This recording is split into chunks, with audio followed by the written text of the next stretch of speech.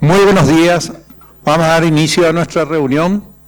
Un saludo a al presidente del Instituto de Previsión Social, a mi compañera, la senadora Esperanza Martínez, a los consejeros, a los directores y a los funcionarios que acuden a esta reunión. La reunión es en cumplimiento a la resolución 873 que crea en fecha 25 de abril de esta Cámara de Senadores una comisión especial transitoria encargada de considerar la problemática del Instituto de Previsión Social. Nosotros, para tratar de ordenar esta reunión, hemos enviado algunos temas que nos interesan en demasía conocer, los resultados, las propuestas, y estos temas son los siguientes: información sobre el pago de las deudas por la administración actual con respecto a empresas farmacéuticas y proveedores, provisión a la fecha de medicamentos que forma parte del VADEMECUM del hospital, se incluye a los medicamentos oncológicos, explicación sobre la disminución del haber jubilatorio, información sobre el examen de admisión para los nuevos asegurados, información sobre mecanismo de control a empresas que evaden el aporte obrero patronal y un plan de recuperación para poner al día sus aportes obreros a empresas morosas. Información si existe una propuesta de presentación de proyectos de ley ante el Congreso sobre modificaciones a la Carta Orgánica con apoyo del Ministerio de Economía y Finanzas. Sabemos que existen 3 proyectos de leyes que están a la espera de ser tratados y a la espera de recibir de parte de ustedes esos proyectos, y estamos muy ansiosos de escucharles. Después vamos a someter al debate. La senadora seguramente tendrá sus preguntas, sus inquietudes, y querrá conocer también de parte de ustedes sus respuestas. Así que si podemos empezar con el primer punto: información sobre pago de las deudas por la administración actual con respecto a las empresas farmacéuticas y proveedores. Las respuestas, por favor, concisas, precisas, directas y breves. Gracias. Américo, ¿cómo está?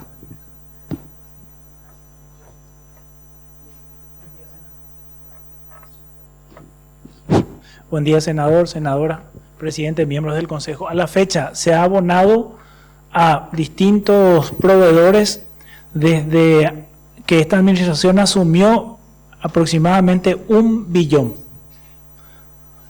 Habíamos recibido un pasivo de 3.3 billones y a la fecha se ha abonado 1 billón. En los 2 programas que tenemos, que son el programa de salud y el de administración. Sí. 3.3 es la deuda de la administración pasada. Y ahora pagaron de esos 3.3 1 billón. ¿Ok? Provisión a la fecha de medicamentos que forman parte del VADEMECUM del hospital, y también provisión de los medicamentos oncológicos. ¿En qué situación están? Buen día, senador. En la primera visita que habíamos tenido, estaba en trámite una vía de la excepción donde estaban 136 ítems, muchos de ellos saldo cero, en su mayoría en realidad saldo cero, y también pendiente de adjudicación una LPN de insumos. A la fecha los contratos fueron suscritos en su mayoría, están bajando insumos y medicamentos. Principalmente lo que generalmente se publicó o que tuvo mayor repercusión en la prensa fue guantes, jeringas, gasas. Eso estamos recibiendo. Del listado de oncológicos, realmente saldo 0 que están en llamados, tenemos específicamente 3, porque la mayoría estamos peleando ampliaciones, como les habíamos explicado en la primera visita. Estamos básicamente viviendo de ampliaciones porque todavía no tuvimos la oportunidad de publicar las licitaciones grandes donde están la mayoría de los productos, y tenemos pendientes de aprobación en el Consejo, que ya conseguimos disponibilidad presupuestaria para meter el informe de evaluación de un llamado de monoclonales donde hay 9 productos que van a estar oxigenando la parte oncológica. Específicamente lo que está muy comprometido es emcizumab y etanercept. Esos dos de los oncológicos. El resto estamos peleando y también con la colaboración del ministerio. ¿El ministerio está colaborando con ustedes en la parte de medicamentos oncológicos? Día a día estamos colaborando nosotros con ellos y ellos con nosotros en distintos rubros, no solamente medicamentos. Ok. Hoy la lista, ¿cuántos están en proceso? Stock 0, sin contrato y pendiente 22. Con stock comprometido, la lista suma casi 90, que es lo que tenemos que ir sacando en las licitaciones para ir teniendo stock y poder mover eso. Tengo el listado, senadora, que le voy a acercar, pero entre ellos hay 7 vacunas, por ejemplo, que deberían ser excluidas. Estamos trabajando también en eso, que es parte del programa. Esto que vos estás dando, ¿actualizaron el Vademecum correspondiente? ¿Sacaron algunos productos?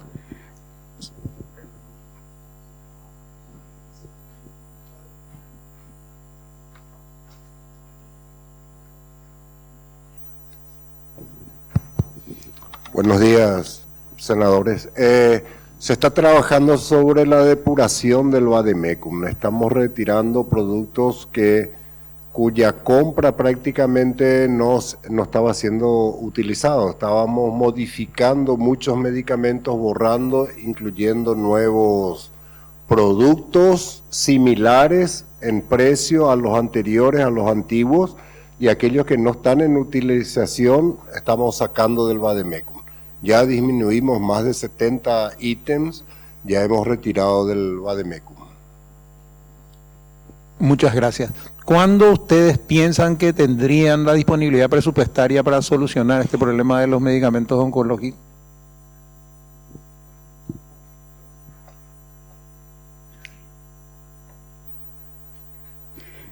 En la LPN 120 que tienen los monoclonales, ya contamos con disponibilidad presupuestaria, tiene que entrar al Consejo, esperamos que entre el jueves para poder suscribir los contratos correspondientes, una provisión para 24 meses. De igual manera está en trámite dos LPN, una 56, otra 66, que ambos tienen disponibilidad presupuestaria y esperamos sacar lo más rápido posible los llamados. Tenemos grandes esperanzas porque ahora la ley nueva de contrataciones obliga a la Dirección Nacional de Contrataciones Públicas a resolver las protestas en 30 días, que era uno de los principales escollos con los que tropezábamos al momento de licitar, que las protestas duraban mucho tiempo. Ahora ellos tienen un plazo límite para resolver esa protesta de 30 días.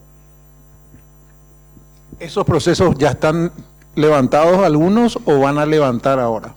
Tenemos que levantar ambos, senador. ¿En qué fecha estiman que podrían levantar?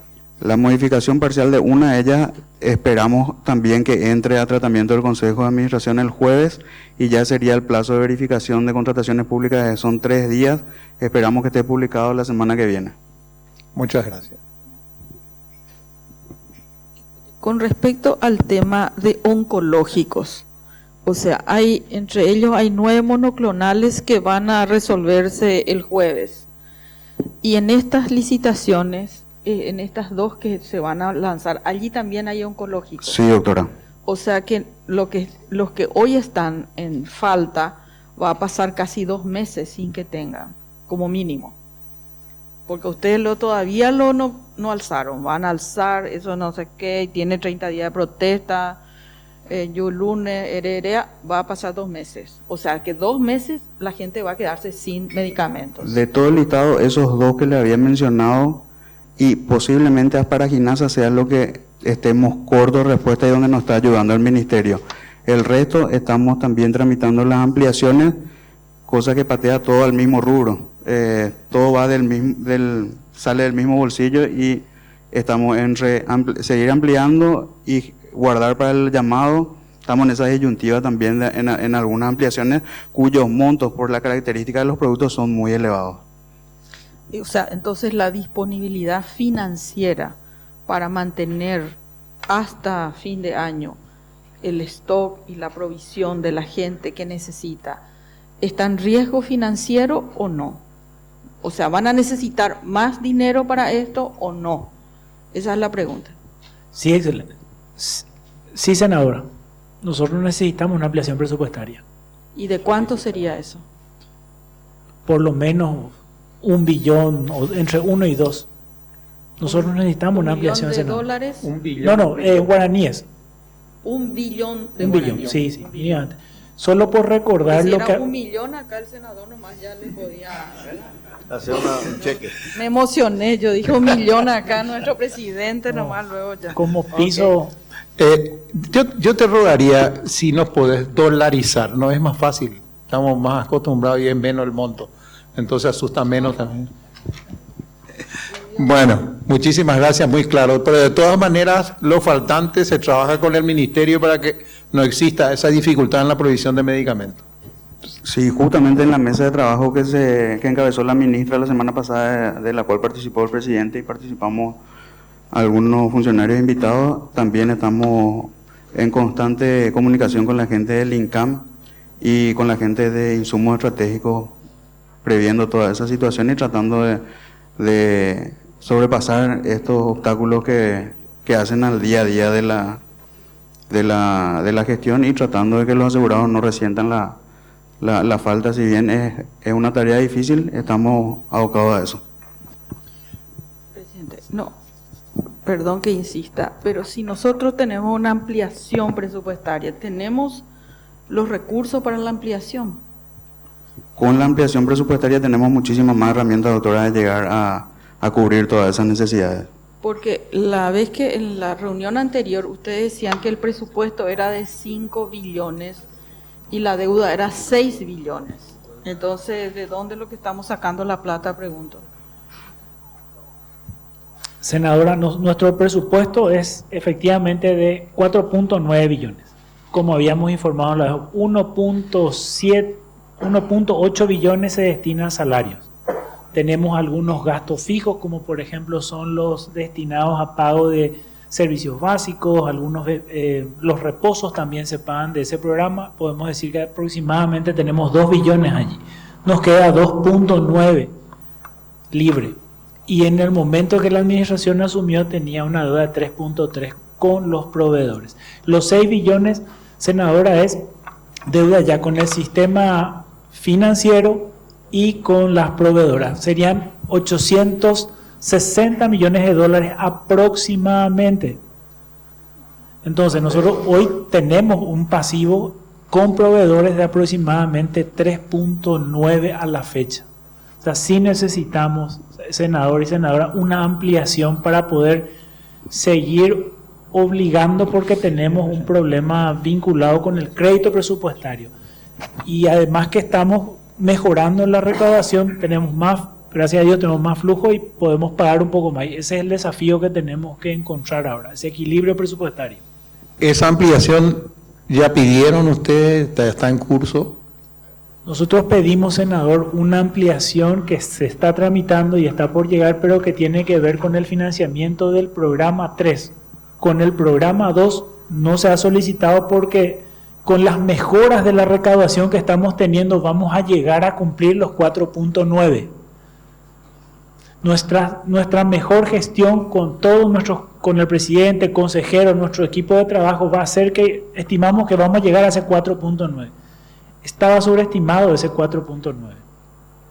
Nosotros sí creemos que con esto llegamos y estamos trabajando también en esa misma línea con hacer un presupuesto sumamente prudente y responsable. O sea, nosotros necesitamos un ingreso nuevo y un crédito nuevo para poder seguir equilibrando las finanzas, para llegar a converger hacia nuestro equilibrio. Claro, porque realmente vamos a hacer una licitación sobre un dinero que no tenemos. Es aumentar la deuda. Es sobre la deuda esto. Es lo que hacemos. Dice, Hacemos pleteo una de la programación, deuda. hacemos una programación mucho más eficiente. Doctora, cuando nosotros lo que proyectamos en el equipo de suministros, o sea, con el comité de suministros, es lo que hacemos es buscar realmente programar, como ya, por ejemplo, las licitaciones que don Jaime está sacando ahora. Nosotros, como usted, los dos fueron ministros, los manejan muy bien el tema de las licitaciones. 4 meses más o menos nos tardan una licitación firmando un contrato. Si yo tengo 4 meses, como solemos hablar con don Jaime, bajamos allí el primer lote. Eso quiere decir que en 2 meses más recién voy a hacer el primer pago. Entonces tengo 6 meses. Con suerte voy a pagar las primeras partidas entre noviembre y diciembre. El problema que va a enfrentar el IPS es el problema que va a venir cuando empecemos a certificar los saldos del año que viene, donde vamos a tener que certificar esta nueva ley que nos obliga a certificar todos nuestros plurianuales.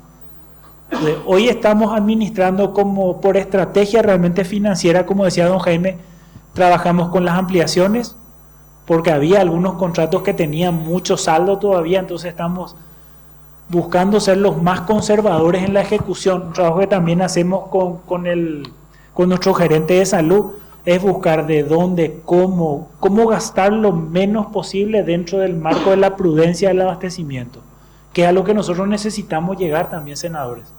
Nosotros necesitamos converger hacia un orden de las compras, calidad de nuestro gasto. Eso es lo que necesitamos hacer. No vamos a poder seguir si no controlamos los números. Y el Ministerio de Economía no está dispuesto, digamos, a pagar la deuda que tiene el Estado con el IPS, porque allí es donde hay una posibilidad real de que ustedes tengan una inyección real, porque ahora es bicicleteado, o sea, en realidad no es que se tienen para la ampliación, se va a hacer un juego de tiempos y de financiamiento, pero en realidad no hay la plata. Seguimos endeudando sin poder pagar la deuda, que es lo que a mí me preocupa, ¿verdad? Entonces la pregunta es, ¿cuál es la respuesta del Ministerio de Economía sobre esto? ¿O no hablaron? Porque nosotros podemos convocarle al ministro y conversar con él, ¿verdad? Porque esto se está dando en todas partes. O sea, a mí lo que me preocupa de la deuda es que se anuncia, no sé, vamos a construir 6 hospitales, pero no podemos pagar la plata para el medicamento de la gente que se muere hoy. Entonces, el hospital es muy lindo en campaña y todo el mundo va a inaugurar, pero después el hospital se queda como Santa Rosa la Guaraí, que ni siquiera se puede pintar el hospital para hacer un mantenimiento. Entonces, estamos entrando en esta cuestión donde la política no tiene una claridad sobre qué es lo que tenemos que hacer. Y me refiero a ambos, tanto al ministerio como a... ¿verdad? Nosotros le escuchamos, o sea, se va a hacer 6 hospitales. No hay ni la plata para después sostener, ni para comprar los sueros, ni para contratar los especialistas, pero se va a inaugurar en este gobierno y va a quedar para la historia de los elefantes blancos, como siempre hacemos. Siempre nos gusta construir, pero lo que necesita la gente es que funcione todos los días. Yo estuve la semana pasada, me fui a la señora que me hace brushing y ella estaba consiguiendo tratar de entrar por el call center, y como usaba el secador, entonces yo ponía en mi oído. Exactamente, llegué, me lavé, me fui y ella seguía sin poder. Casi más de 1 hora y 10 minutos tardó en conseguir. Esas son las cosas que se pueden solucionar sin dinero. Porque si no, lo que no estamos mirando es en el modelo de gestión y funcionamiento. Y tenemos un déficit económico y hacemos una bicicleteada de la plata y de la deuda. Entonces, en algún momento el gobierno tiene que parar esta deuda o tiene que aumentar los ingresos. Porque ahora nos van a venir otra vez con nuevos préstamos, y cuando nos colocan el tema de salud, es muy sensible que yo me niegue a que haya una deuda para salud, ¿verdad? Un nuevo bono, una nueva cuestión. Claro que es sensible, pero ¿por qué no podemos primero resolver el funcionamiento de lo que tenemos? No se pueden hacer mantenimientos. Vayan a los hospitales, se cae el hospital, no hay, el baño está trancado. Y ahí pues es donde se va la gente todos los días. Ahí en ese lugar donde no funcionan las cosas. Y sobre eso es lo que a mí me preocupa. Y evidentemente esto es una salida parcial, una curita que vamos a ponerle, pero no es bajo ningún punto de vista ninguna situación de reencauce financiero, sobre todo de la institución, ¿verdad? Yo sé que no es responsabilidad de ustedes, pero tenemos que hablar, porque si no parece que ahora ya van a estar los oncológicos, que realmente van a estar dentro de 3 meses, y de aquí a 3 meses se van a morir mucha gente porque hoy no están los medicamentos. sea, yo nomás quiero hacer énfasis en eso, porque yo siempre digo, hay muchas cosas que no es dinero, y el tema de la gestión, le insisto acá a los gerentes, el tema de la gestión es un problema serio. El call center parece que es una estrategia para que la gente no se vaya a consultar, ¿verdad? Entonces, un ejemplo, ¿verdad? De cómo está el sistema.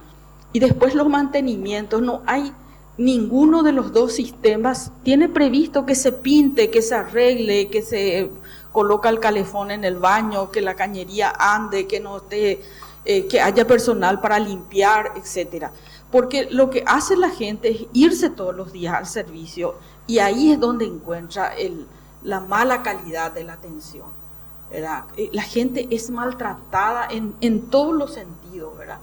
A mí me parece que ese es un tema de debate también interno en la institución y en todo el sistema de salud, ¿verdad? Gracias. Bueno, pero yo entendí lo siguiente, un poquito diferente a lo que opina la senadora con respecto al tiempo. Entiendo de que existen ampliaciones de contratos, de medicamentos oncológicos, ¿verdad? Bueno, entonces quiere decir que esos medicamentos se van a ir proveyendo aún antes de que la licitación esté en curso, ¿verdad? Así mismo, ¿verdad? Claro. Y además de eso, existe por convenio un trato con el Ministerio de Salud para que esas dificultades que aparezcan con medicamentos que falten se puedan ir subsanando. O sea que no es que van a quedar 4 meses sin medicamentos, ¿verdad? Van a ir tratando de acortar, y me imagino con la buena gestión pueden hacer de que eso no ocurra, ¿verdad? ¿Ok? ¿Es así?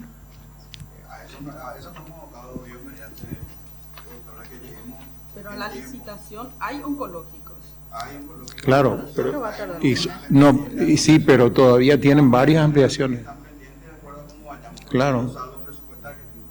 Tienen ampliaciones, por suerte. Bueno, muy amable. Explicación sobre la disminución del haber jubilatorio. ¿Quién toma esa posta? Vanessa. La doctora Vanessa.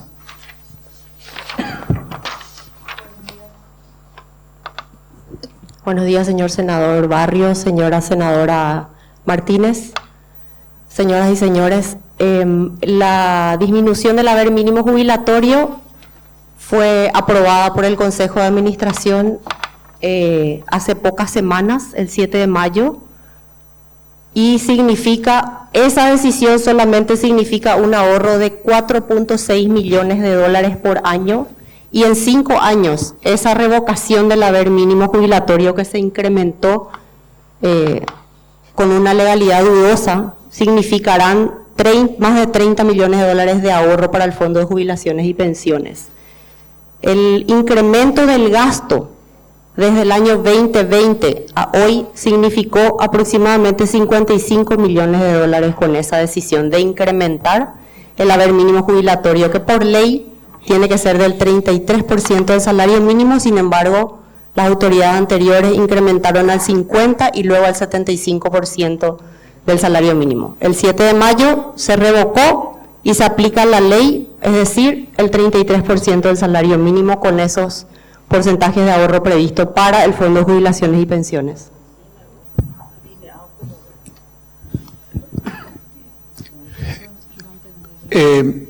A ver, Vanessa, un poquito menos técnico, y si nos explicas de vuelta, por favor. ¿En qué consiste eso? ¿Qué quiere decir haber mínimo jubilatorio y qué cambió? El haber mínimo jubilatorio, aquí vemos, estaba aprobado desde el año 2002 en un valor de 300.000 guaraníes, porque existían algunas jubilaciones que eran muy bajas, 5.000 guaraníes, 10.000 guaraníes. Entonces, desde el 2002, en cada ley de presupuesto se aprobaba una suma de 300.000 guaraníes. Eso se vino pagando hasta el año 2011. Cada fin de año los jubilados tenían que venir aquí al Congreso para asegurarse que en la Ley General de Presupuesto se incluyera ese 300.000. Entonces, en el año... ¿Quiere decir que alguien se jubila con 300.000 guaraníes? Así es, el mínimo. Eso estaba previsto en la Ley de Presupuesto. ¿Por qué se da eso? ¿Por qué esas jubilaciones tan bajas principalmente porque los haberes jubilatorios no se actualizan. Entonces hay mucha gente que dejó de aportar hace tiempo y como no podemos actualizarle sus aportes, no podemos actualizarle los salarios, entonces se queda en el tiempo y arroja principalmente por ese motivo. Entonces se vino pagando esos 300.000 guaraníes que en cada ley de presupuesto el Congreso incluía. En el año 2011 se aprueba una ley especial que ya no dependía de la ley de presupuesto, y esa ley que establecía ya no un valor fijo, sino del 33% del salario mínimo. Entonces eso, cada año con el ajuste del salario mínimo se va ajustando automáticamente. Ese 33% del salario mínimo, que es el piso previsto en esa ley especial, se vino pagando hasta el año 2020. Y en el año 2020, en pleno auge de la pandemia, el Consejo de Administración, con los ingresos desplomados, incrementa los gastos. Y dice, no, 33% del salario mínimo no es suficiente, vamos a elevar al 50% del salario mínimo. Eso quiere decir que una persona que aportó para jubilarse, por ejemplo, por 500.000 guaraníes, nosotros deberíamos haberle pagado 800.000 guaraníes por el 33%, pero pasamos a pagarle 1.300.000 guaraníes. ¿De dónde sale esa diferencia? Porque si aporté para jubilarme con 500.000 y estoy recibiendo 1.300.000, ¿quién subsidia esa diferencia? El Fondo Común de Jubilaciones. Eso es lo que nosotros decimos técnicamente, sin fuente de financiamiento. Empezamos a pagar 50% sin tener un ingreso que respalde ese gasto. En el año 2021 se volvió a elevar. Un poquito. No hubo ningún cálculo actuarial sobre la situación económica, si eso iba a ser factible. ¿Fue así un aumento por aumentar nomás, así nomás? Sí, hubo informes actuariales y hubo también informes financieros. Aquí está el actuario de la institución, no sé si quieren profundizar en eso. Y los informes eran advirtiendo que ese incremento sin fuente de financiamiento iba a adelantar el desequilibrio. Es decir, que todo lo que ingresa ya no alcance para lo que egresa. O sea, eso está claro, eso, ¿verdad? Está claro, está documentado. Aún así hicieron. Aún así se elevó al 50% y en el año 2021 se elevó al 75% del salario mínimo. En el mismo ejemplo que di, la persona que aportó para jubilarse con 500.000 estaba recibiendo más de 2 millones de guaraníes. Ese 1.500.000 subsidiado por todo el resto que aportamos correctamente.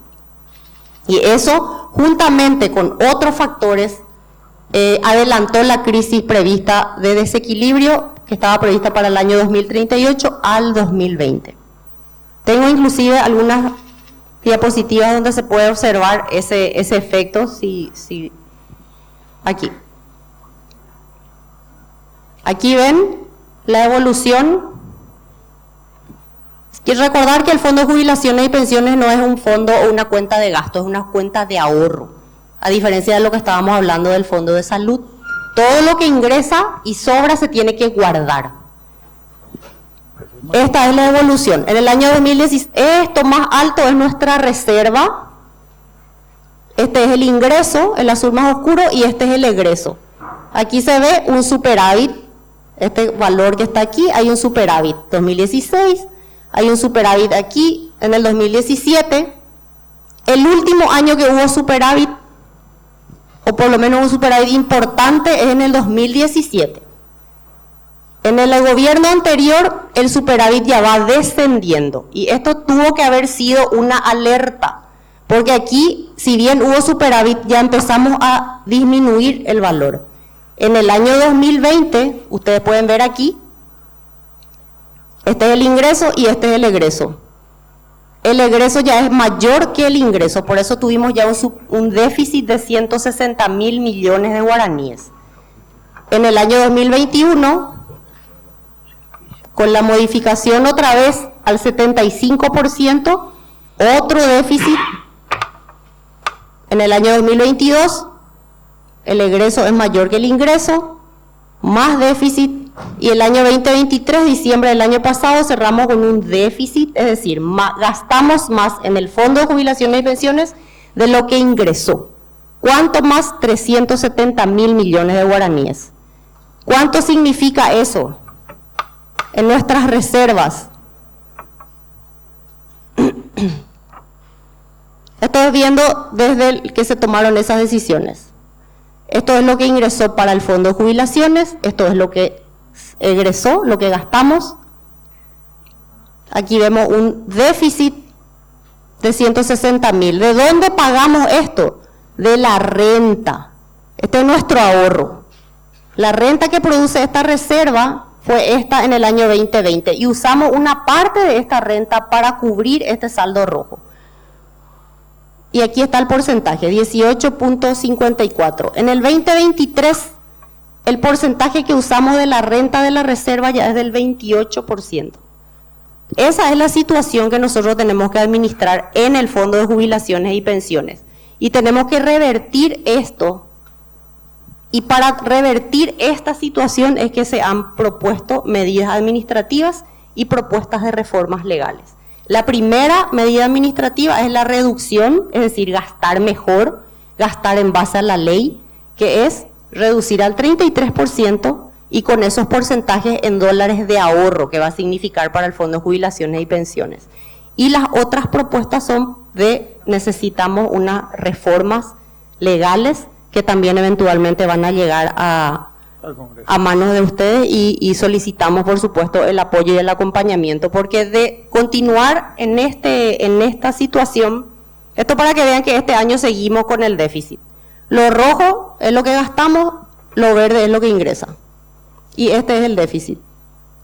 Seguimos. Para algunos que dicen que ya se recuperó la situación, no es cierto.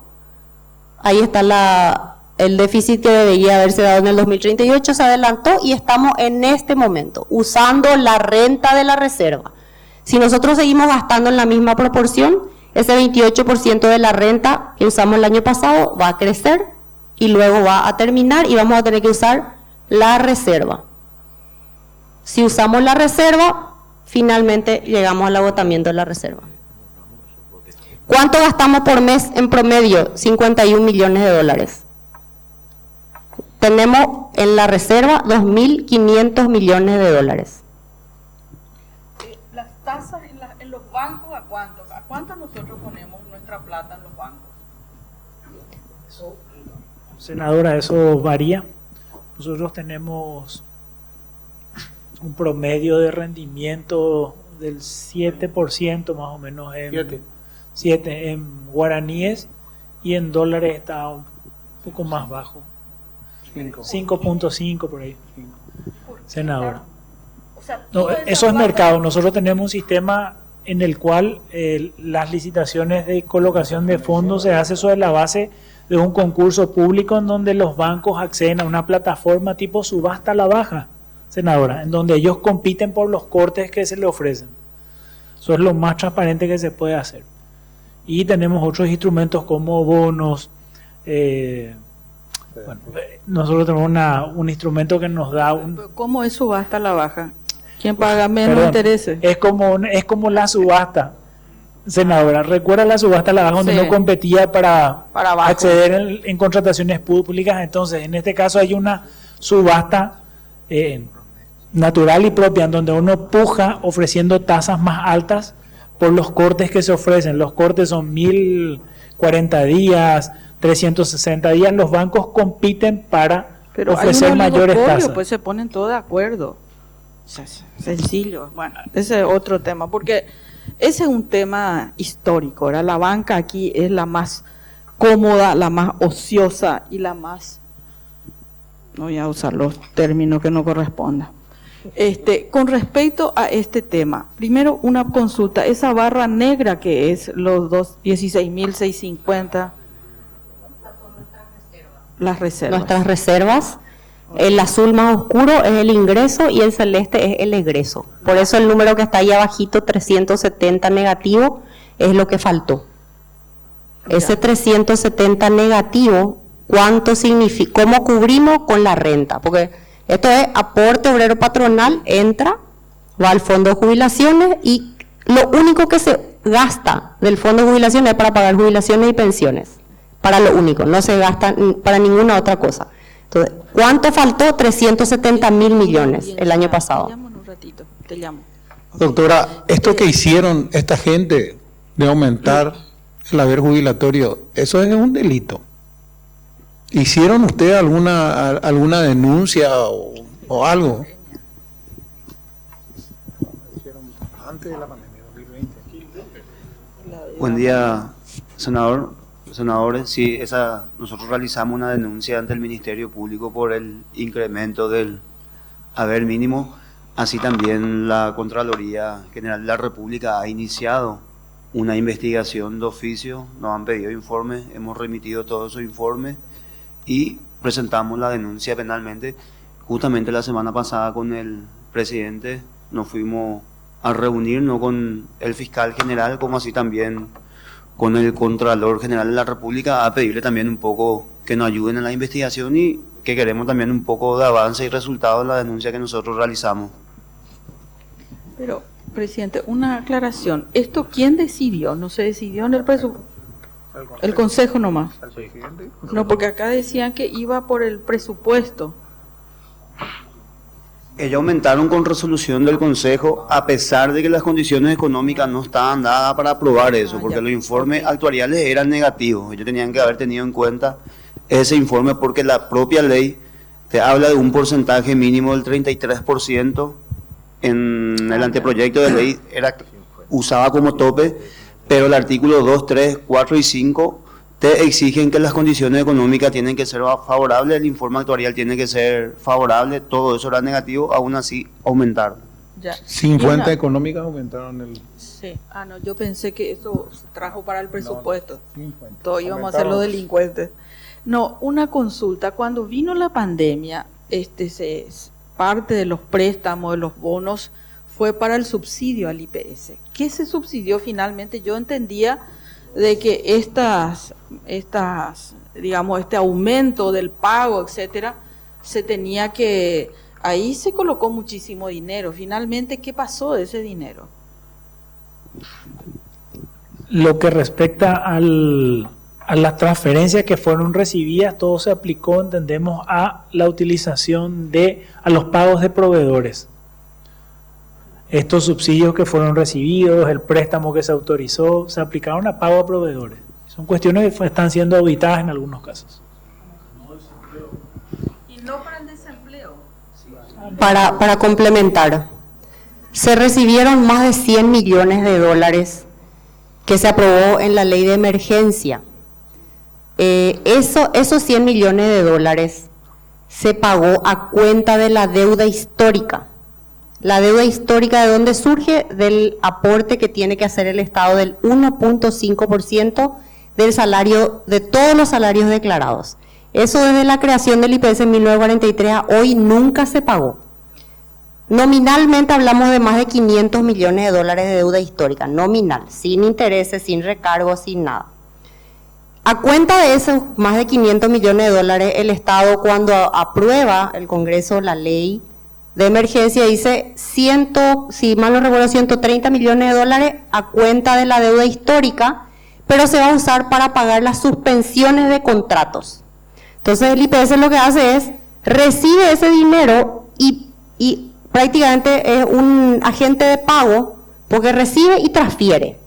Inclusive entiendo que hay personas que no eran hasta aseguradas, porque han recibido. Era una lista que hacía el Ministerio del Trabajo, Empleo y Seguridad Social, y trabajaban coordinadamente con el IPS y se fue pagando eso. Inclusive se pagaron se hicieron varios pagos a una misma persona, inclusive se le pagó aguinaldo de ese recurso. Y ahí hay varios matices. Primero, la deuda, el aporte del 1.5 de deuda histórica está previsto en nuestra Carta Orgánica, que se tiene que distribuir en los 3 fondos. No está previsto que salga para pagar una suspensión de contrato de trabajo. Segundo, el IPS es una caja contributiva, entonces solamente puede pagar un beneficio para el cual previamente se aportó, y esa suspensión laboral nunca nosotros recibimos un aporte. Por tanto, hay que todavía discutir, digamos, la regularidad de ese dinero, si vamos a descontar o no nuestra deuda histórica, en síntesis. Pero ese dinero entró y salió. Nunca se quedó dentro de las arcas institucionales. No sé si respondí la pregunta. Perfecto. Bueno, qué bárbaro. Realmente esto es Muy malo. Muy expresiva la senadora. No quiero. Un quilombo total, por favor. Bueno. Dios mío. Para Qué pobre Paraguay. Cómo aguanta y aguanta y aguanta. esperemos que la justicia haga lo que corresponde. Esperemos que la justicia haga lo que corresponde. No, hay justicia. Depende de quién sea el delincuente. Bueno. Bueno. Información sobre el examen de admisión para los nuevos asegurados.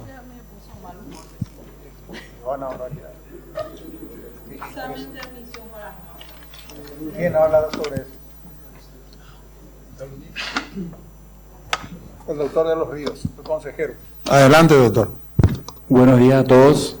Realmente el Consejo está en este momento en planes de restablecer el derecho admisional de los asegurados. Pero esto no es un invento del Consejo actual. Ya Federico Chávez en 1952 estableció el derecho admisional de los asegurados y 2 veces fue reajustado en el año 2008 y en el año 2016 por última vez. En el año 2018 el Consejo de Administración determinó que se haga una suspensión por 6 meses del derecho admisional supuestamente para un análisis más exhaustivo de la situación. Y nunca más desde el 2018 se volvió a restablecer el derecho admisional en el IPS, y es lo que nosotros estamos buscando en este momento. Lo que nosotros buscamos es, con el derecho admisional, es identificar cuáles son los pacientes nuevos que están ingresando a la institución para tener previsibilidad en nuestros gastos, en nuestros costos, y sobre todo para ver las inversiones que tiene que hacer el IPS en relación a los nuevos aportantes a la institución. Acá se ha dicho muchas cosas sobre esto, pero realmente hay que tener en cuenta que este grupo de pacientes que ingresan, y sobre todo los que están en el grupo de enfermedades catastróficas, representan ese 2% de pacientes con enfermedades catastróficas, representan el 98% de los gastos en salud mensualmente.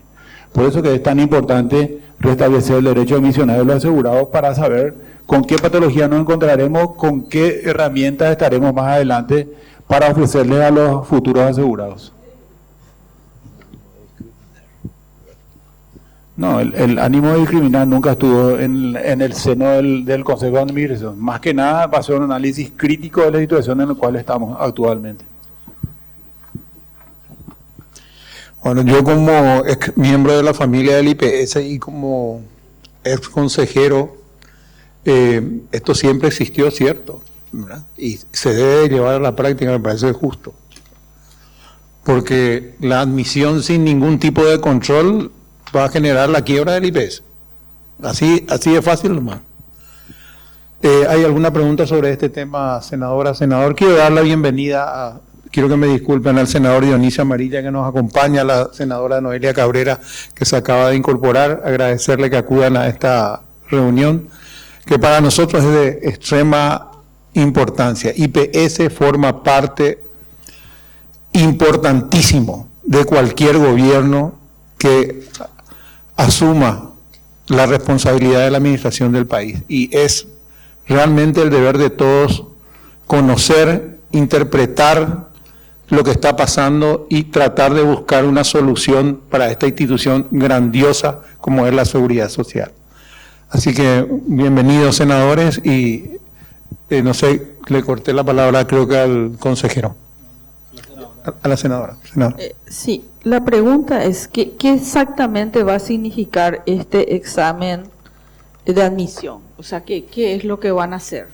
O sea, yo tengo insuficiencia renal crónica y entro a trabajar en Unicentro y me tengo que ir al IPS. ¿Y qué me va a decir el IPS? ¿Me va a cobrar más o no me va a dejar? No, el IPS, senadora, no le va a cobrar más, solamente va a tomar conocimiento. Nosotros no le vamos a negar el ingreso a ningún asegurado. Si usted compara con la medicina privada, a usted le van a hacer el diagnóstico de una enfermedad, cualquier tipo de enfermedad, y lo van a clasificar a ese paciente. En el IPS nosotros no le vamos a clasificar al paciente, pero nosotros necesitamos tener la el examen completo y el panorama completo para saber qué vamos a hacer en el futuro con ese paciente. Si nosotros tenemos que comprar más medicamentos para oncológicos, más medicamentos para pacientes renales, más para pacientes accidentados de tránsito, etcétera, etcétera, ¿verdad? Por eso es que nosotros estamos empujando también, y que creo que es una realidad nacional, que realmente el IPS es una pregunta que nadie todavía me respondió, ¿por qué el IPS no está en el FONARES? ¿Verdad? El FONARES es un Fondo Nacional de Recursos Solidarios en la Salud, que se creó hace el año 1998, pero hasta ahora no está actuando, no está cumpliendo su rol porque no tiene fondeo. Y entonces nosotros como IPS tenemos que hacer un cálculo, cómo IPS si forma parte de todo el espectro de la medicina y todo lo que implica desde el punto de vista social no va a estar incluido dentro del sistema de salud del Paraguay. Tiene que estar en el sistema de salud, tenemos que hacer un análisis y después buscamos cuáles son los puntos de fondeo para que ese sistema sea realmente eficiente. Y también estamos hablando con el INCAN para que el INCAN regule desde el punto de vista oncológico los protocolos de trabajo y qué medicación tienen que recibir los pacientes para que nuestro gasto sea más eficiente y nuestros esfuerzos sean realmente eficaces para que el paciente salga curado del tratamiento. ¿Verdad? Pero ahora es un sálvese quien pueda, IPS tiene su protocolo, el Ministerio tiene su protocolo, y no se regula a nivel nacional. La Universidad Nacional tiene otros protocolos. Tiene que convertirse el INCAN en el órgano rector para que la atención sea más eficiente y sea más duradera y efectiva para nuestros pacientes, hablando en el plano puramente oncológico. Pero la obligación del IPS no es solamente atender a los pacientes con enfermedades catastróficas, sino también le tenemos que atender a ese niño con neumonía, le tenemos que atender a ese gran accidentado. O sea que tenemos que tener una previsibilidad de nuestros gastos y hacerlo mucho más eficiente. Eso es lo que estamos buscando, senadora, nosotros.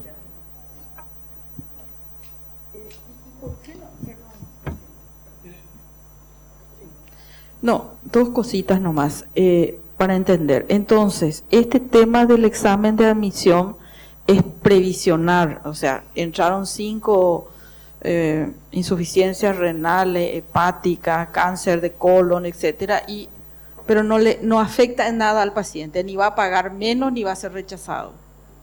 Pregunto. Es solamente, digamos, estadístico para tener una previsión económica financiera. ¿O va a tener alguna?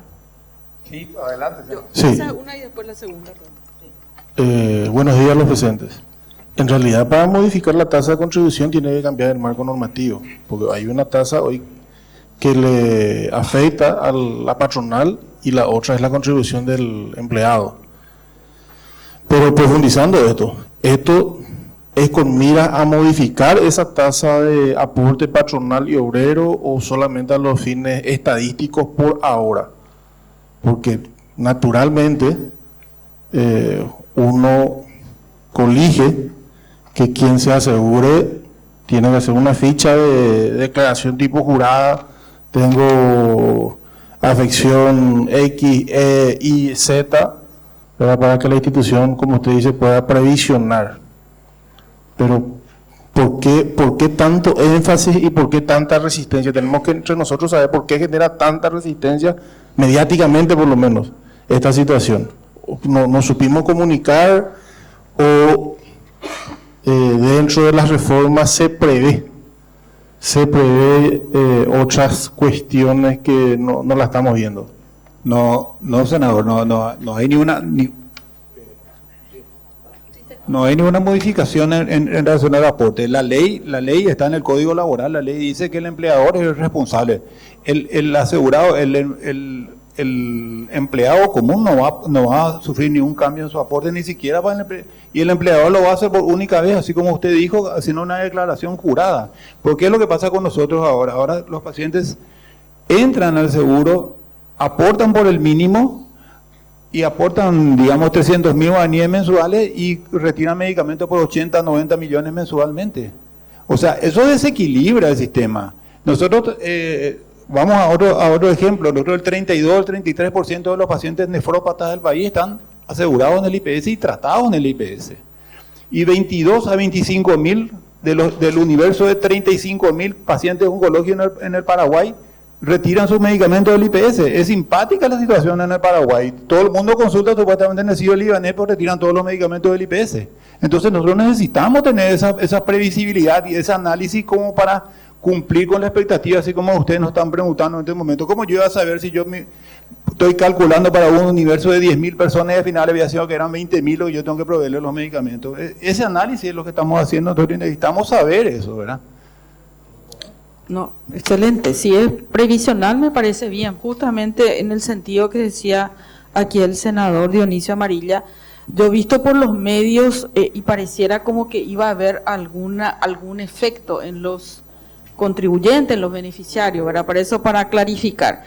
Y la otra pregunta, este tema de hacer un protocolo, ¿eso es una voluntad política nomás? Este es un solo gobierno que le nombra al director de IPS, le nombra al ministro, le nombra a la ministra, le nombra al director del INCAM, le nombra a todos los que están hoy, le nombra el mismo presidente de la República. Y no se puede sentar y pedirle al presidente de la República que ponga como una prioridad política y le sienta a todos los responsables y sacan ese protocolo. ¿Verdad? Porque Todos cruzamos los dedos para que eso se haga realidad, senadora. Usted tuvo la experiencia, usted es médica igual que nosotros y sabe que ese es el camino final. Por eso es que nosotros estamos reclamando y queremos tanto entrar en esa gran discusión del FONAR y queremos que ustedes nos ayuden. Vamos a sentarnos con ustedes, vamos a discutir, que vengan todos los actores que ustedes dicen que tienen que estar y vamos a discutir con ellos.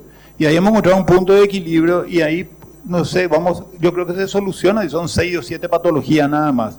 No puede ser que en 6 o 7 patologías no tengamos una respuesta cuando tengamos 20.000 mentes que pueden pensar y pueden solucionar el problema, ¿verdad? Y bueno, acá con el presidente vamos a tomar el compromiso, la comisión, o sea, a través del presidente, la Comisión de Salud y convoquemos. En 8 días convoquémosle a todos acá, hagamos un plan de trabajo y esas son las cosas que no deberían ser problemas. Porque no es un problema de dinero que tenemos que conseguir la plata, es simplemente sentar a los actores, incluso a las sociedades científicas, porque acá el gran problema son nuestros colegas y la industria farmacéutica que viene y nos dice: Esperanza, si vos sacás este producto, yo te voy a dar para tu próximo congreso, y así funciona, ¿verdad? Entonces, no digo que todos, pero algunos y algunas. Entonces, acá con el senador, los que somos médicos sabemos perfectamente cómo es eso, cómo se pagaba, pongo en pasado, se pagaba para meter un medicamento en el vademecum de IPS. ¿Y cuánto costaba? Hace años atrás costaba 100 millones de guaraníes. Para que un médico diga: yo quiero este producto porque esto es mejor para la caspa, ¿verdad? Entonces, todos los que tenían caspa, resulta que compraban el medicamento monoclonal de la caspa que cuesta 30 millones de guaraníes, ¿verdad? O sea, yo lo que digo es, si ese es el tema, nosotros podemos contribuir en ese tema concreto y llamarle y hacer un plan de trabajo, un tiempo, y se hace un acta de compromiso, un acuerdo interinstitucional, etcétera, y se soluciona ese problema. Que ahí viene todo el tema de la compra de medicamentos también por vía judicial.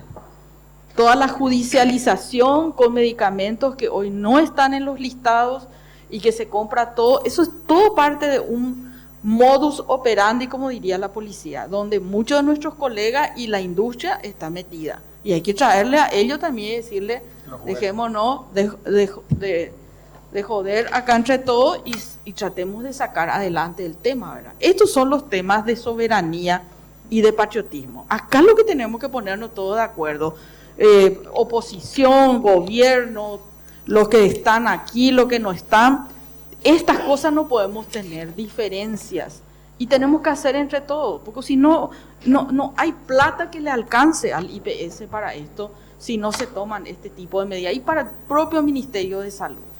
Y solamente en detrimento del sistema de salud. IPS ahorra mucho dinero con el Ministerio de Salud.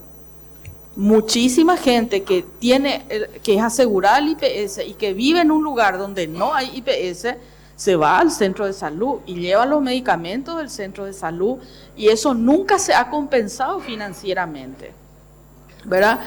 Hay muchas cosas, Hoy IPS le dice al usuario, yo no tengo, le dice, y anda a comprar, y si no se va a la farmacia, se va al centro de salud, si es que tiene el centro de salud. Ese desvío no ha tenido nunca un estudio y una compensación.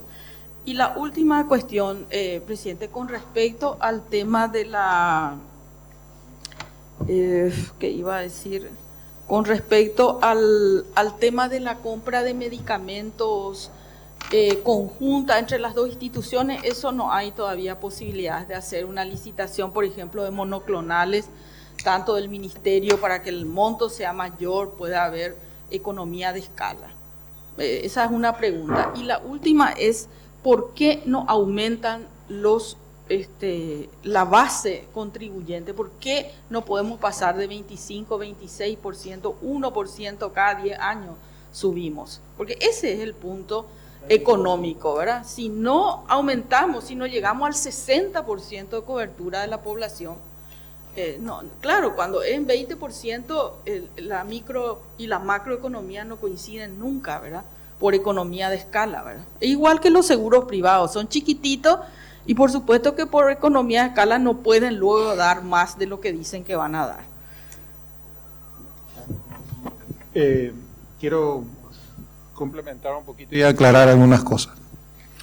El tema de Fonares, doctor, fue la administración nuestra, cuando yo era consejero, el hecho de trabajar para que IPS no ingrese en el Fonares.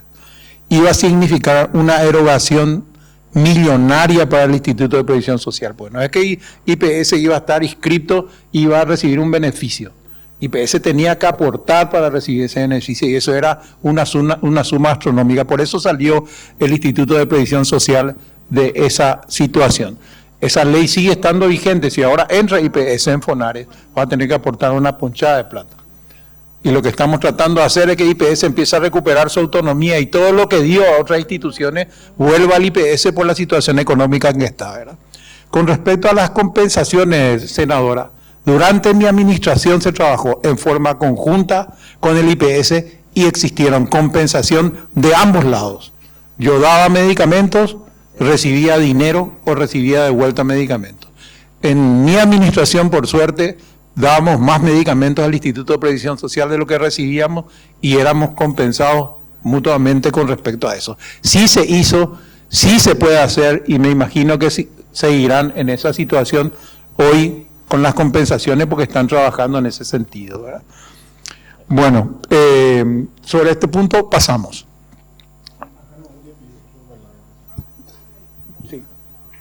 Muchas gracias. Presidente, muy buenos días para todos los representantes del IPS, presidente del IPS, consejero. Bueno, yo voy a hablar desde la trinchera donde estuve en IPS, que hace un año dejé de las actividades con el IPS. En el 2010 me tocó formar parte de la Dirección de Medicina Preventiva y Programas de Salud de la institución, donde estuvo a nuestro cargo la elaboración de los exámenes de admisión para los trabajadores y también para los familiares.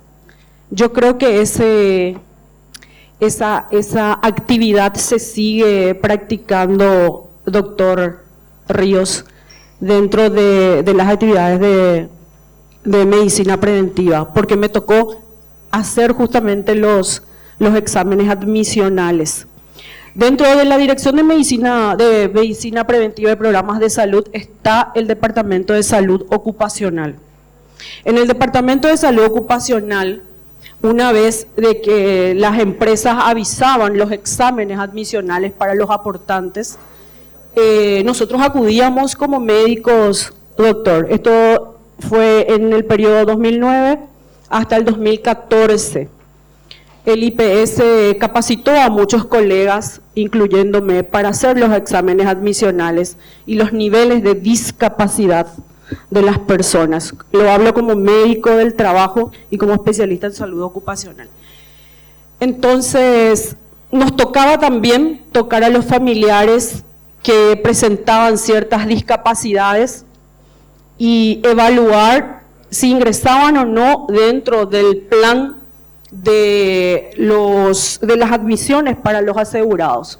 Entonces yo creo, doctor, que eso sigue estando en el IPS. Yo no sé si se ejecuta como debe ser, pero ese proyecto está, lo trabajamos porque fue una dirección nueva que se creó, la Dirección de Medicina Preventiva de Programas de Salud, y le estoy hablando del periodo desde el 2009. Entonces, quería nomás comentarle mi experiencia, que nosotros salíamos a las empresas a hacer los exámenes preadmisionales de los trabajadores y así también evaluábamos a los familiares que presentaban ciertas discapacidades o ciertas enfermedades crónicas. Eso por un lado. Por otro lado, represento a la Comisión de los Derechos por las Personas con Discapacidad y dentro de la función pública y también de las actividades privadas estamos promocionando esta ley de la inserción de personas con discapacidad a las instituciones privadas y públicas. Entonces me gustaría que tomemos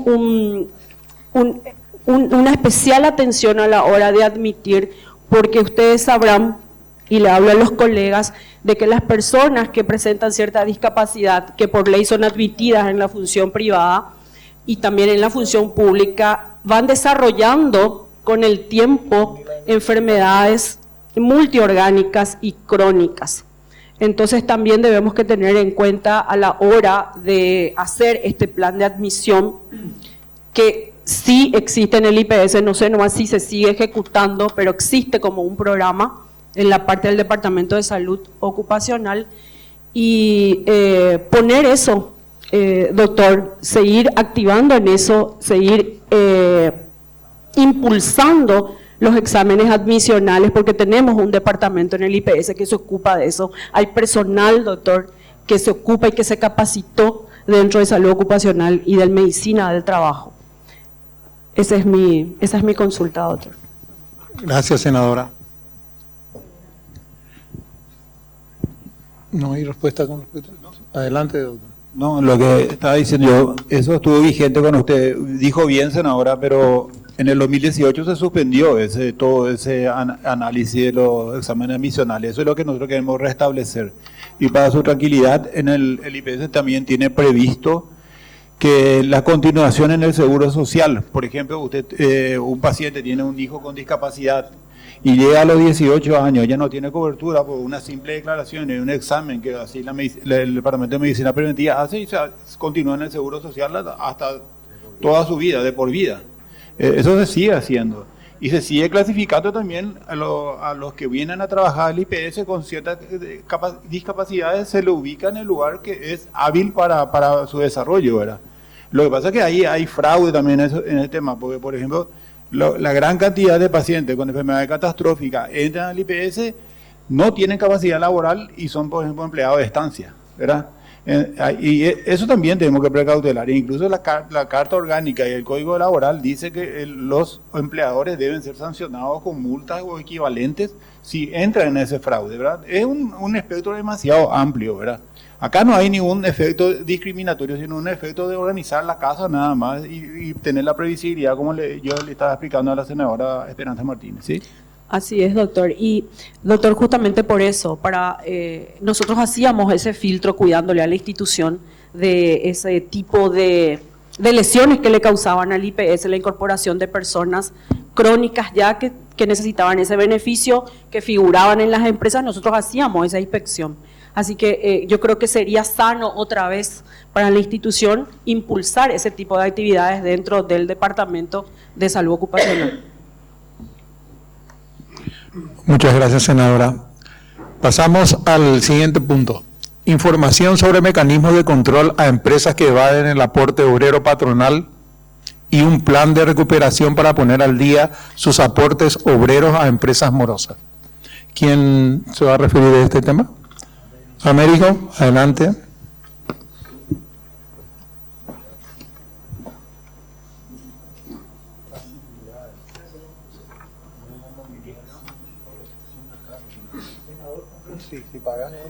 Senador, con relación a los mecanismos de control con las empresas, lo primero que la previsional hizo desde que llegó la administración del doctor Brites y este consejo fue trabajar coordinadamente con otras entidades. Con la primera que firmamos un convenio, haciendo un poco de historia, ya esto entre agosto y septiembre del año pasado firmamos con el Ministerio de Trabajo, Empleo y Seguridad Social, con los compañeros buscando cruzar información, hacer procesos de fiscalización conjunta, sobre todo para disminuir nuestro riesgo reputacional. Firmamos un segundo convenio con la Dirección Nacional de Compras Públicas para intercambiar información, por trabajar con ellos en lo que hace a la reglamentación de esta nueva ley y poder tomar la información que los que proveen al Estado y que tienen que declarar su conjunto de empleados nos los puedan proveer para cruzar información. También empezamos un trabajo de concienciación. Esto lo hicimos con la gente de trabajo y se recorrió el país buscando decirle a los empresarios que era bueno estar al día con la previsional. Tomamos un promedio de recaudación de 755.000 millones por mes, es el promedio que recibimos. De enero a agosto ese fue el promedio. Al término del año 2023 nosotros cerramos ya con un promedio de 795. 40.000 millones subimos la recaudación entre septiembre, octubre, noviembre y diciembre. Llegamos en noviembre a 816.000 millones y desde el mes de enero del 2024 este proceso de concienciación, hicimos 2 procesos de exoneración de cobro de moras, nos permitió elevar en el año 2024 nuestro promedio a 815.000 millones. Recibimos 755, este año tenemos un promedio de 815.000 ya, señora. Senador, mejoramos como 50.000 millones nuestra recaudación mensual en promedio. En el mes de diciembre hicimos un proceso de exoneración de cobros por mora a todas las patronales que quisieran abonar la totalidad y que por lo menos pagaran la mitad, donde le exonerábamos el 50% de la mora. Eso nos dio un adicional de 40.000 millones. Entre marzo y abril hicimos otro en donde recibimos un flujo adicional de aproximadamente 50.000 y ahora se estableció el último y se comunicó por estrategia comunicacional. Lo hicimos con el presidente, con don José, nuestro director jurídico. Hicimos una conferencia de prensa donde le avisamos a las personas que esta es la última vez que la administración hace un proceso de exoneración de cobros de recargo por mora. Porque a partir del 30 de julio, fecha en la cual se cierra el último periodo de exoneración, pasa toda esa cartera certificada a cargo de don José González, quien va a iniciar las demandas de los títulos ejecutivos, que son las deudas que se tienen con la previsional. Entonces, el segundo paso, también estamos trabajando con el equipo de don Ifram en hacer un último periodo, por así decir, folclóricamente le decimos tipo de blanqueo, para aquellos que deban mucho y darle alguna última oportunidad que va a coexistir con este proceso de cobros al contado. Entonces, son las varias estrategias que fuimos desarrollando: cruce de información, control, y buscar también disminuir nuestro riesgo reputacional. Algo que nunca quisimos con el presidente, con don Brites, es que de la administración nuestra se diga que salíamos a molestar o a extorsionar. Por eso que salimos siempre con la gente del Ministerio del Trabajo. Por cierto, la gente de Dirección Jurídica, don José, siempre envía un abogado que vuelve a sernos un poco de acompañante para que garanticemos que lo que hacemos lo hagamos con la mayor transparencia, y eso nos dio estos 50.000 en promedio, 50.000 millones por mes de recaudación adicional. Estas deudas también pueden ser fraccionadas para su pago, ¿verdad? Senador, efectivamente, tienen 2 esquemas básicos que esto se puede hacer. Inclusive cualquier patronal puede ingresar a su sistema REI, que es el sistema donde la patronal hace su propia declaración de los empleados que tiene a su cargo. Allí él puede solicitar su fraccionamiento, saca su extracto, ni tiene que venir. No queremos que venga al IPS realmente. El contacto queremos que sea el mínimo posible. Y el último proceso que estamos pensando de ver cómo armar algo para los que deben mucho, también queremos que sea sistémico, que la gente no venga, para evitar ese proceso de interacción. Sí es cierto que tenemos una buena cantidad de gente con esta información que vamos a demandar y con los mensajes que enviamos de texto, correos electrónicos. Viene la gente a preguntar por lo menos y a ver cómo va a ponerse al día. Genial, muchísimas gracias. ¿Alguna pregunta? Yo supongo que han de tener identificados los meses en que la patronal propende, hablando en términos económicos, a entrar en atrasos. Pago de aguinaldo, por ejemplo, entre pagar aguinaldo y la seguridad social, seguramente opten por la seguridad social el atraso. Entonces, como es sistémico, repetitivo, reiterativo, creo que también en ese sentido la entidad, y ya teniendo esas estadísticas fuertes como elemento, tiene que ver nomás ya la manera de tipo bancos, pagar tu aguinaldo con nuestro préstamo en 12 meses, ofrecerle a partir de octubre a la patronal, era hacer ese tipo de fraccionamiento, doctor Riquelme. Porque si es repetitivo, es reiterativo, y es una realidad con la cual hay que convivir, entonces hay que administrar nomás ya las herramientas, los instrumentos, y reitero, esa realidad para que esa mora no siga terminando finalmente afectando la previsibilidad de los fondos jubilatorios. Sin conocer a fondo el tema, me imagino que son épocas difíciles para la recaudación en el Instituto de Previsión Social, esos meses del año, porque reitero, entre seleccionar el pago del aguinaldo y estos haberes jubilatorios, el sentido común me dice que va a ir hacia ustedes la postergación de los pagos. Senador, efectivamente es como usted supuso. Por eso en diciembre justamente buscamos hacer esta promoción del año pasado y nos dio buen resultado. Nos permitió llegar 797, llegamos, no tocamos los 800, pero con eso llegamos a esos 797. Porque sí, senador, vos sos economista, ellos se quieren financiar con el que les es más barato. Nosotros no le cobramos por 2 meses de mora intereses. Él a partir del último pago tiene 2 meses de cobertura con sus asegurados, pues. Entonces suele suceder que se financia y es un poco la estrategia que usamos. Metimos allí nuestra promo primera del año y que nos dio un buen resultado de 40,000 ese diciembre.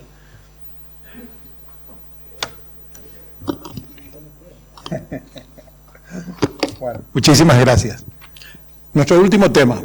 Información si existe una propuesta de presentación de proyecto de ley ante el Congreso sobre modificaciones a su Carta Orgánica con apoyo del Ministerio de Economía y Finanzas, que incluye, conocemos los proyectos, pero sería interesante de boca de ustedes. Presidente. Sí. Bueno, realmente nosotros en el Consejo aprobamos el anteproyecto de ley. Eso elevamos al Ministerio de Economía y Finanzas y a través del Ministerio, directamente al Congreso no hemos presentado todavía ningún proyecto oficial. Pero en conversaciones mantenidas con el Ministro de Economía, ellos se van a encargar de hacer la presentación a través, creo que de senadores, ¿verdad? Y yo acá le traigo, presidente, una copia de lo que aprobamos en Consejo sobre lo que corresponde a las propuestas. Así que le quiero dejar, probablemente usted ya tenga, pero en forma oficial le quiero entregar y para que usted maneje lo que se aprobó en Consejo. Muchísimas gracias, presidente. Yo conozco porque estoy justamente trabajando en uno de los proyectos.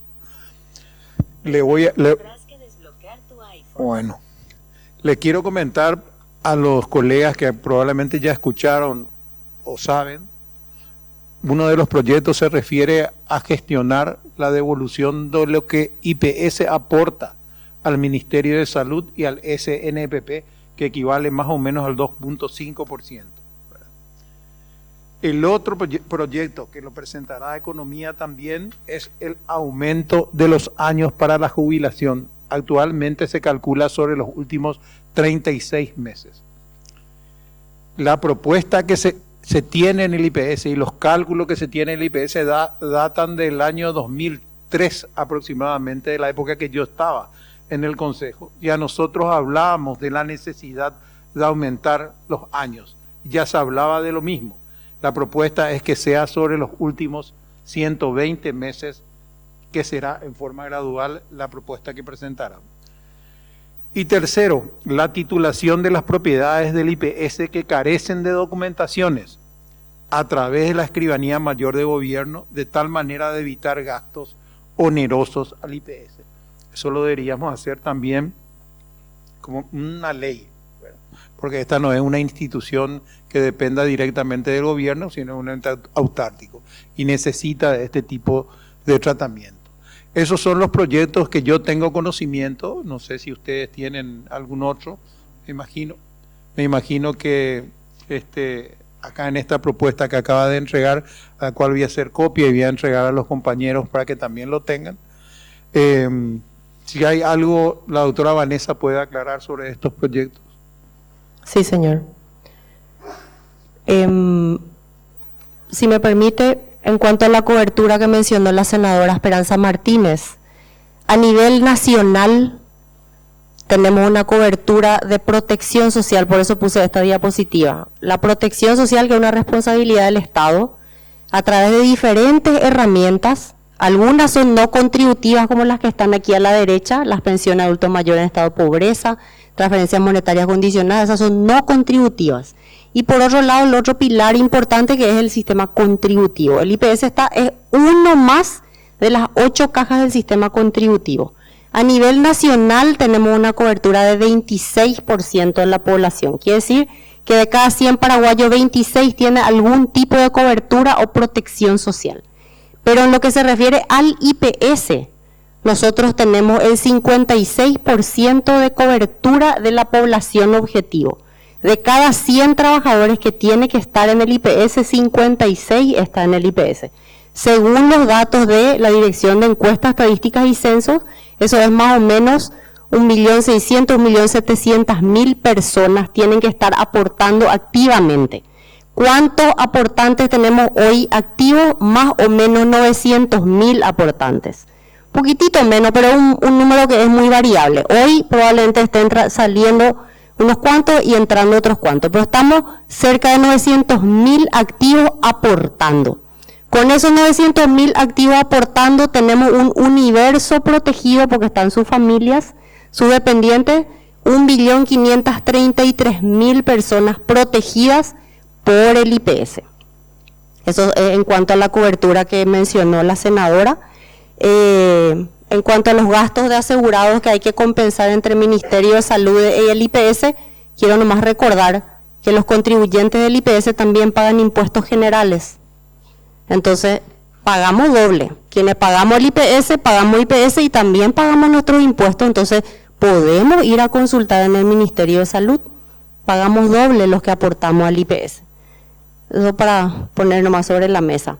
Y en cuanto a las propuestas, ¿cuáles son los desafíos que tenemos realmente? Como estamos hablando ya del Fondo de Jubilaciones y Pensiones. Todas las propuestas de reformas legales que se plantean son para recuperar ese desequilibrio que tenemos, números negativos desde el 2020 hasta hoy. Seguimos en números negativos.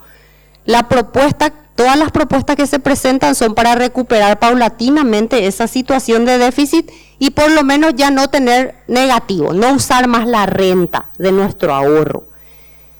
Y aquí uno de los temas que, además de las malas decisiones y de la época de pandemia, también tenemos situaciones que queremos resolver de alguna manera con uno de los proyectos de ley, y es esta. Según un muestreo que hicimos ahora recientemente, el 70% de las jubilaciones elevadas, las más altas que pagamos en el IPS, se debe a un incremento que han realizado en los últimos 36 meses en su salario. Esta es una evaluación de calidad. Aquí tenemos, este es el salario mínimo legal vigente, la evolución. el aporte promedio de esos 900.000 que tenemos activos es de más o menos 4 millones de guaraníes. Sin embargo, el promedio de la jubilación es 5.500.000. ¿Qué nos refleja esto? Que la mayoría de la vida laboral activa es este extremo de la derecha. Aporta por un poco más de un salario mínimo y en los últimos 36 meses o antes, para no entrar en sumario, esto es real, esto es estadística, no es un gráfico imaginario. Estas son las cuatro situaciones más frecuentes en los 900.000 activos. La mayoría aporta poco, luego eleva y este círculo es lo que se considera hoy para calcularle su jubilación. ¿Qué se propone? Una de las propuestas es considerar 10 años, entonces incluir todo este periodo. La otra situación que también se da es una persona que fue elevando, esta es una persona honesta que paga conforme a un salario mínimo y va elevando a lo largo de su vida laboral activa. Estos son 25 años, entonces va subiendo y hoy se le considera esto y nosotros proponemos que se le considere 10 años. Otro de los casos, personas por ejemplo que trabajan en una multinacional, en una empresa donde trabajaron bien, aportaron muy bien y luego esto se desploma y hoy es injusto el sistema porque solo le calculamos en base a los últimos aportes. Esto es lo que les decía, que no se puede traer a valor presente sus aportes y su salario.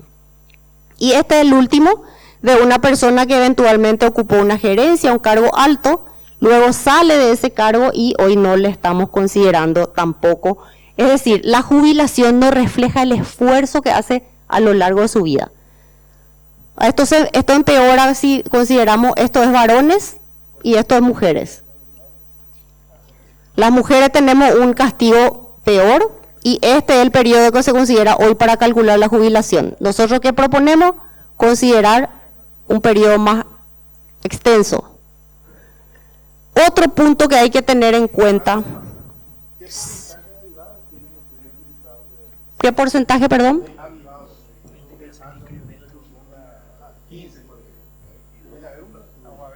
De las jubilaciones, el 70% de lo que está aquí, que recibe la jubilación más, en promedio más alta, el 70% eleva artificialmente su salario. De las que tienen más alta, según un muestreo que hicimos en estas últimas semanas. Sobre el universo de 900.000 aportantes, ¿cuál que están en edad, entran en etapa de jubilación? ¿Qué porcentaje es el que incurre en ese aumento artificial de aportes? Ese dato no tengo, porque el análisis que hicimos fue de los jubilados ya. Lo otro es un dato muy oscilante, porque van declarando conforme se acercan a la edad de jubilarse. Entonces lo que tomamos fue nuestro universo de 80.000 jubilados que tenemos hoy y allí evaluamos quiénes tienen las jubilaciones más altas. De esas jubilaciones más altas hicimos un estudio, una inteligencia de datos y encontramos que la mayoría, el 70% de esos que tienen la jubilación más alta, elevaron o a los 36 o un poco antes de los 36 su salario, su aporte. Es decir, están aquí.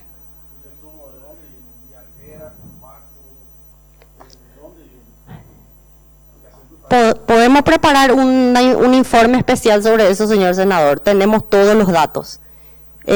Nosotros nos concentramos ahora en buscar evidencias que sostengan la propuesta de por qué es importante, porque hoy es legal. Hoy es legal. ¿Por qué hago esa consulta, presidente? Porque no es lo mismo, ¿verdad?, pensar en el empleado que está en etapa de jubilarse y que como premio recibe esa aliciente de empresa seria. Tomo un caso, para mí seria, ASPA. Azucarera Paraguaya, la cual mi viejo jubilado, entonces los últimos 5 años le dice, mira, don Dionisio, vos estás en etapa de jubilarte, trabajaste 40 años dentro de la empresa y te premiamos asumiendo un cargo gerencial en este quinquenio, y bueno, salta del salario mínimo al doble. y los allegados que Paco se jubila en IPS. Yo sospecho ya más o menos hacia dónde viene esa trampa. Entonces focalicemos un poco identificando quiénes son los tramposos para castigarle a los verdaderos tramposos y no a esa gran masa que como aliciente, como premio por su rudeza inclusive, de cumplir obligatoriamente el horario, de asistir, y vivió toda su vida con el salario mínimo y un poco más, otra vez después cuando tiene ese aumentito en la recta final de su vida laboral, él le promedian con los 10 años y finalmente el impacto de jubilación sea ínfimo.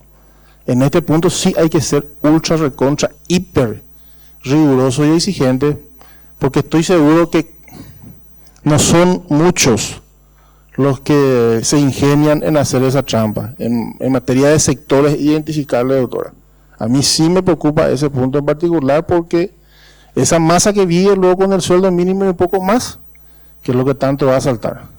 Pero los otros sí tienen posibilidad de hacer escalas en alturas en la recta final de los 3 años. Y para eso sí, la severidad en el marco regulatorio. Muchas gracias, senador. Yo quiero disentir un poco, y aquel empresario que le aumente a un funcionario el 100% de su salario, yo creo que hay que buscar y hay que darle algunas medallas a eso. No son muchos, serán demasiado pocos. Sí puede tener un aumento de su salario de un 20%, un 30%, digamos, demasiado generoso fue el funcionario y le dio un 50%, pero acá se nota en una gráfica, que esta gráfica la tuvimos desde el 2003, hacer el cálculo, son, ¿cuánto? Al 2024, 29 años, 19 años. Es el mismo caso y se vuelve a repetir y se sigue repitiendo, ¿verdad? Así que yo creo, y se ha hecho estudios, de que lo más justo es el promedio de los últimos 10 años. Eso es lo más justo, ¿verdad?